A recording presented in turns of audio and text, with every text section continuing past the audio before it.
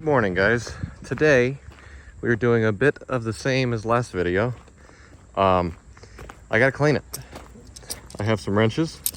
What I'm gonna try to do is get this front bench seat out. And I left all this stuff out in the rain and the sun. That's all full of mold, but I might keep it, I might not. It's a cool old STP thing. But anyway, I'm getting sidetracked because I have the attention span of a squirrel. What the plan is today is get this disgusting, oh, that opens more, neat. Anyway, I'm gonna try and get this disgusting seat out and really see how little floor I have left. Seeing this in the daylight is, okay, it fell off the door. Seeing this in the daylight is much rougher than it was the other day. That's paper thin, like my boot just went through it more. Oh my goodness, that's the whole. All right, we got ourselves some work cut out for us. Although good news is the trans tunnel looks pretty decent. There's still paint on it. Oh, never mind, that's gone. So we're gonna have to put an entire floor in this car. Not a problem, it's just stuff that will have to be done. Anyway, seat out. All right, everybody. I feel a little more confident getting into this car without, a hazmat suit on now because it's been open for a few days. I finally got the glove box open. It's a mouse house in there, but anyway, I can breathe and not instantly feel the death in my lungs. So I'm just gonna see if I can get these bolts out, and if I can get them out and get the seat out. Even if I break them, I really don't care. It's not like I'm gonna be reusing these holes in the floor because, well, I might put a bucket seat in here instead. And even if I twist these off, which I don't know if the camera can see. No way it's spinning. It's going to get really easy. Yep, there it is. Okay, so that's one. I don't even know where the back one is. Oh boy, they are buried. I might be able to just break some of these off if I just rip on it hard enough. But the plan for this car is race car. I don't know if I've announced that in the last video. Not announced. What am I, a freaking influencer? I don't know if I said that in the last video, but yeah, that's the plan, is to make this a race car. And I guess that starts with needing structural everything. So everything needs to get out of this car. Probably the wiring. I'm going to redo everything. I don't need a heater. I don't need HVAC controls. It's actually kind of neat. The car's got some different gauges in it over the course of its life. It's got a charging gauge. It's got an ammeter. It's got I don't know what that is. Looks like a temperature gauge for the transmission. And it's stuck at 90.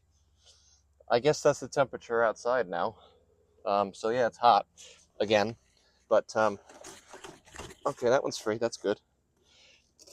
Believe it or not, which I can't believe it, but I'm looking at it. So somehow or another, the brackets to the seat are still structural. I'll probably end up ripping the floor out of the car with this seat if I try to rip it out. But that's just the way she goes.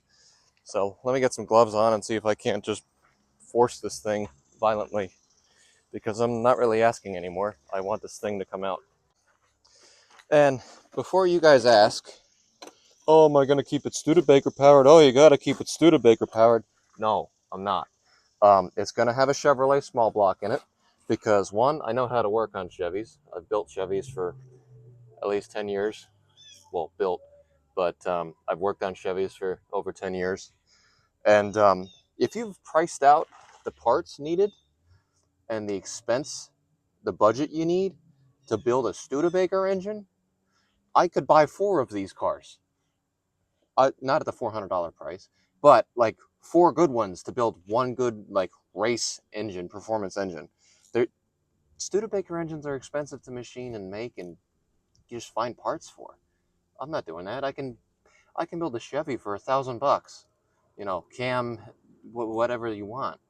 for 1,000, 1,500, 2,500. Hell, you could spend $6,000 on it and have a real race motor. I'd rather do that than spend $6,000 on a Studebaker and have 300 horsepower.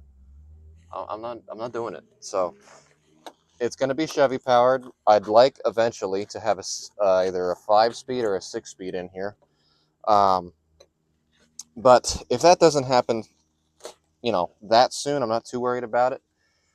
But it'd be kind of neat. Of course, this back one's rounded off. And I can't even find, in all the mouse poop, I can't find this other one. I'm going to have to, like, sterilize these wrenches or something. But, you know what? Let me get I'll bring this over to the other side and get the other front one. All right. This one looks in much better shape, believe it or not. It went a little bit. It's going to snap. You're kidding me. It's coming out. Okay, well, we got one bolt out. I can't believe that.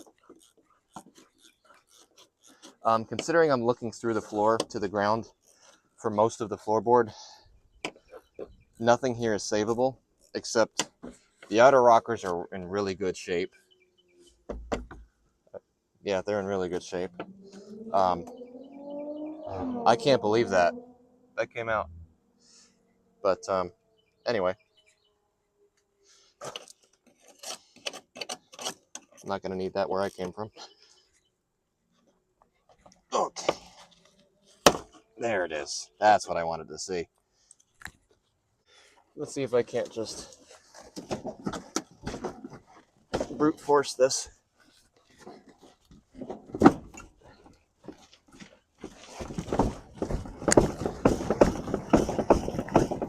This is stirring up a lot of dust.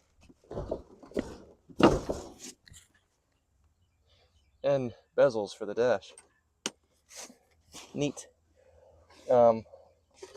Is there another? Oh, there is another bolt in there. Guess what I'm not going to get? That other bolt. Oh, man. Oh, this has rails on it. Neat. That was a sliding seat at one point. Guarantee you that's all seized.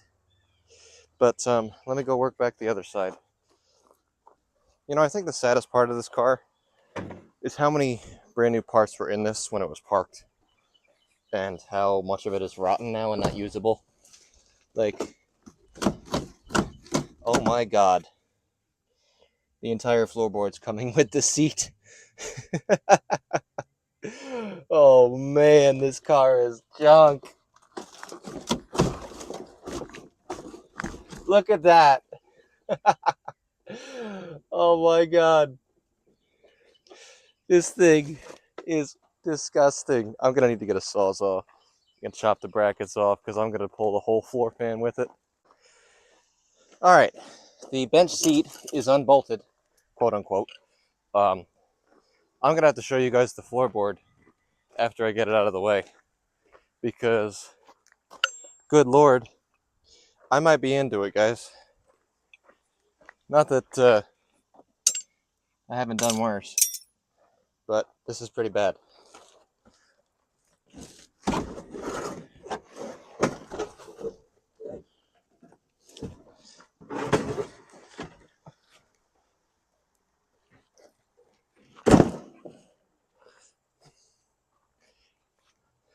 Oh, there's an under-seat heater.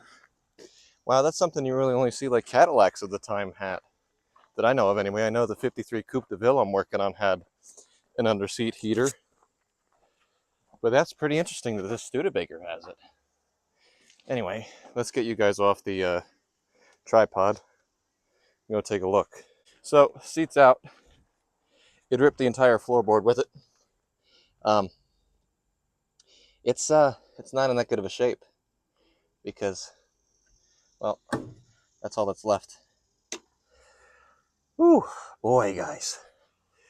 That defroster's gonna go because I'm never gonna use that thing.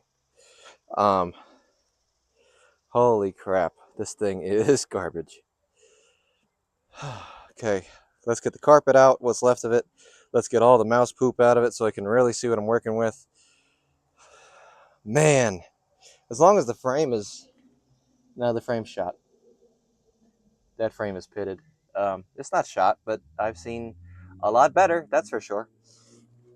But, all right. Keep in mind, guys, it is incredibly hot out here, so I'm not sure how much I'm going to get done today. But the goal is to get both seats out, which I got the front one out.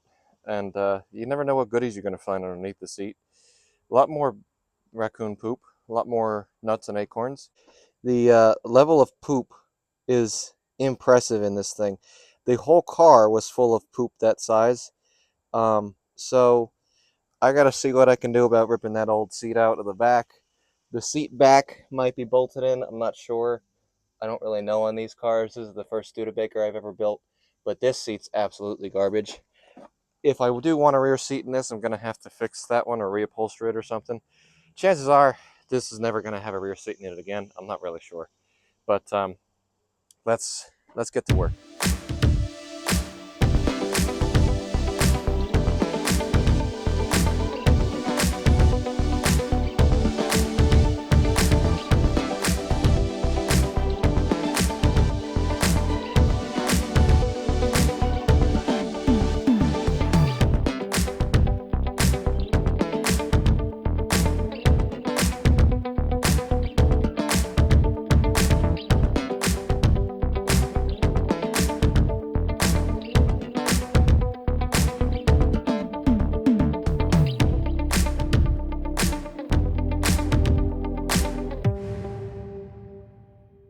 You know, I'm not gonna lie, guys. Seeing how rough this car is made me take for granted how light the rust is on that car.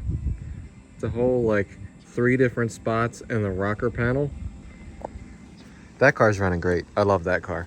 But I got my work cut out for me with this. All right, guys, we have the seats front and back out of the car. I need to finish getting all the stuff out of that. You can see into the trunk. There's some parts that I threw in there when I bought it. I do have the keys for the trunk, believe it or not. I do not have the key for the ignition. So got to figure that out. But I've also realized the pedals in this car are floor mount, well, not floor mounted, but they actuate through the floor. I'm gonna get a pedal box from like a 90s GM probably, that I can mount them underneath the dash and have top mounted or top pivoting pedals. That way it's a lot easier for linkage and everything. I also need to start planning, you know, how I'm gonna design this thing. Because obviously this was never designed as a race car, and it was never designed to have like 400 horsepower, both of which it will be once I'm done with it. But she is really bad, guys. I tried standing in it and I really only trusted one spot, and that's like right here. And there's rot hole there and basically all around here.